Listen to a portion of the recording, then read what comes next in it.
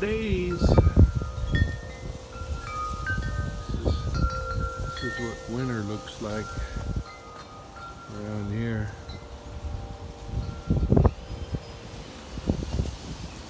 Lots of wind,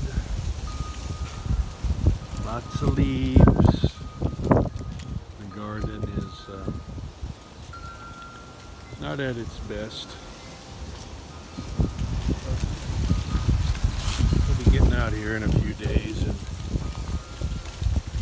making some changes here.